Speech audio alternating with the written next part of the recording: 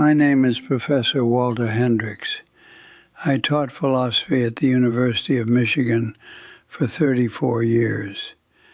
I specialized in the philosophy of mind, the hard problem of consciousness, and the epistemology of religious belief, which is a very long academic way of saying I spent 3 decades developing sophisticated arguments for why God almost certainly does not exist. I was good at it. I won awards for it.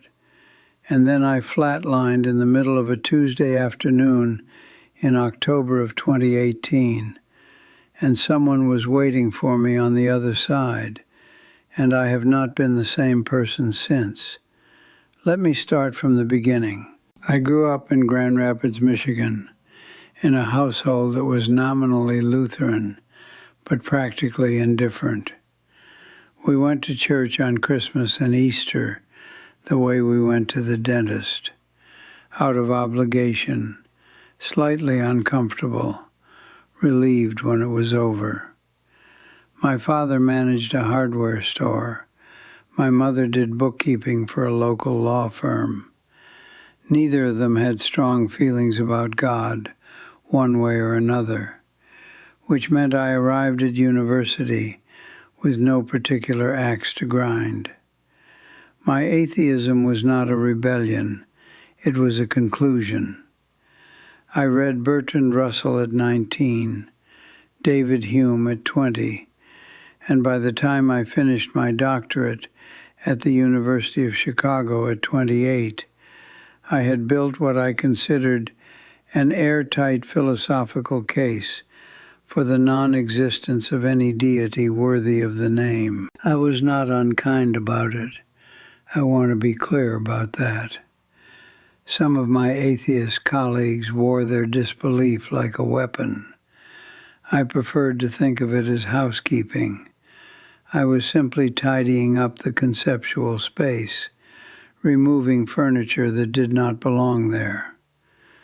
When students came to my office hours troubled by the collision between their faith and their philosophy coursework, I listened carefully and then, very gently, helped them understand why their faith was a psychologically understandable but intellectually unsustainable position. I thought I was helping them.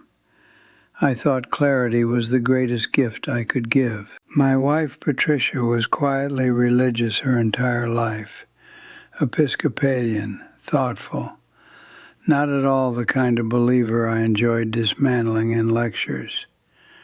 We had been married for 31 years by the time any of this happened. She never tried to convert me. She never argued with me. She would occasionally say, when I had been particularly eloquent at a dinner party about the intellectual poverty of theism, "Walter, you are the most certain person I have ever met." She did not say it as a compliment. I did not hear it as a warning. I should have done both. We had 2 daughters, Claire and Beth. Claire was a pediatrician in Minneapolis. Beth was an architect in Boston. Both home for Thanksgiving each year. Both patient with their father in the specific way that daughters are patient with fathers who are entirely too pleased with their own intelligence. I was 63 years old in October of 2018. I was 4 months from retirement. Patricia and I had plans: a long drive through New England, a rental house in Vermont for the whole month of September, grandchildren to spoil. The future was arranged and comfortable, and I was reasonably satisfied with the life I had built on the bedrock of my certainties. And then my certainties ran out of road. It is a Tuesday in October. I am in my office on the 4th floor of Haven Hall on the Michigan campus. The maples outside my window are doing what Michigan maples do in October, which is perform an almost unreasonable display of color, and I had been looking at them between paragraphs of an article I was writing on the incoherence of the concept of divine omniscience. I am 63 years old, and I have a history of high blood pressure that I have managed poorly for approximately 15 years because I am the kind of person who believes that understanding a risk is roughly equivalent to mitigating it. I stand up to get a book from the shelf behind my desk. My left arm goes numb. Now, I want to be honest with you about what happens in the mind of a philosophy professor who has spent 34 years priding himself on clear thinking when his left arm goes numb and his chest begins to feel like someone has placed a full set of Encyclopedia Britannica on top of it. What happens is denial, sophisticated, articulate, internally well-argued denial. I sit back down. I tell myself it is tension. I tell myself it is the position I was sitting in. I tell myself I will walk to the faculty lounge in a few minutes and get some water, and it will pass. It does not pass. The pressure in my chest becomes something else entirely. It becomes a presence. That is the only word that applies. A presence, as though something large and heavy has decided to occupy the same space as my sternum and has no intention of negotiating. I reach for my phone, and I notice that my hand is shaking in a way that hands should not shake. And for the first time, the denial cracks, and something clear and cold comes through it. This is a heart attack, and you are alone in your office, and you waited too long. I dial 911. I get through. The dispatcher asks me to describe my symptoms, and I do so with what I later understood was a somewhat absurd degree of clinical precision. I actually use the phrase substernal pressure radiating to the left mandible, which the dispatcher told the paramedics who found it memorable. I unlock my office door because I have the presence of mind to understand that I may not be conscious when they arrive. Then I sit down on the floor with my back against my desk, between a stack of ungraded papers and a ceramic mug that says, "World's Most Philosophical Uncle," a gift from Beth's oldest boy. And I wait. The pain escalates in waves. Each wave convinces me it has reached its ceiling. Each subsequent wave proves that assessment wrong. I can hear the campus outside my window, someone laughing, a bicycle, the distant rhythm of what sounds like a drum line practicing somewhere south of the building. The ordinary world continuing at full volume while I sit on my office floor and lose my argument with my own body. I feel the moment my heart loses its rhythm. I know what it is because I feel it, a stuttering, a series of attempts, and then a quality of silence inside my chest that should not be possible in a living person. The ceiling of my office is white, with one water stain in the upper left corner that has been there since 2009. It is the last thing I see. And then I am not in my office. I need to stop here for a moment, because what I am about to describe is the part of this account that cost me the most to tell publicly. I am a philosopher. I have spent my professional life insisting that extraordinary claims require extraordinary evidence. I have dismissed accounts like the one I am about to give you hundreds of times from behind a lectern. I understand precisely the cognitive and neurological explanations that have been proposed for near-death experiences. I find them insufficient. I find them insufficient not because I want to find them insufficient, but because what I experience does not fit inside them, and I have tried very hard to make it fit, and it does not. There was light. I want to start there because it is where everything starts. But I need to immediately tell you that the word light is a catastrophic understatement. And if I could subtract everything you currently associate with the word light, lamps, sunshine, camera flashes, all of it, and replace it with the concept of light as a living, aware, communicating substance, you would be closer to what I mean. This was not illumination. This was presence expressed as something that happened to resemble what we call light, because we do not have a better category for it. I had no body. I want to be precise about this, because embodiment is, philosophically speaking, a topic I have written about extensively, and the absence of it was notable. No weight, no temperature, no hunger or fatigue, or the low-grade background discomfort that I had come to understand as simply the normal condition of being 63 years old. There was awareness without a container for it, which my philosophical training told me was impossible, and which was nevertheless happening.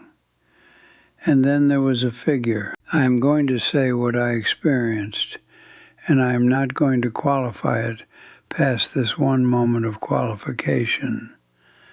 I did not go into that light as a Christian.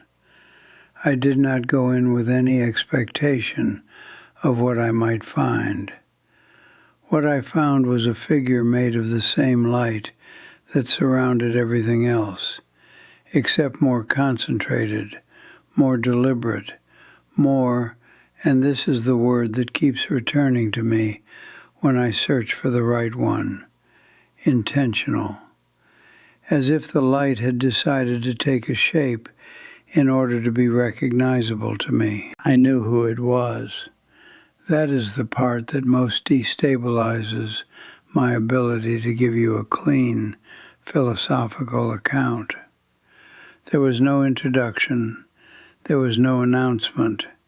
There was simply a knowing, arriving the way your recognition of a close friend's face arrives, not through reasoning, but through something faster and older than reasoning. And what I knew, with a certainty that I can only describe as the experiential equivalent of a mathematical axiom, was that I was in the presence of the person described in the Gospels, the figure the tradition calls Jesus of Nazareth. I did not hear words. I want to be careful here because I think precision matters. What happened was closer to what philosophers call direct acquaintance, not knowledge about something, but knowledge by being in unmediated contact with it. Information arrived as experience rather than proposition, and the information was this: every act of genuine love in the history of human experience has always been the same love, expressing itself through different hands. Every time a human being has chosen another person over their own fear, that choice has come from the same source, and that source is personal. It knows your name. It has always known your name, not your academic reputation, not your publication record, your name. There was a moment, and I'm going to be emotionally honest here, even though it is uncomfortable. There was a moment when I understood the cost of my certainty, not in the sense of punishment. There was no punishment, but in the sense of loss. I understood how many students I had walked away from the possibility of this, how many careful arguments I had constructed that were technically valid and spiritually devastating. I felt that.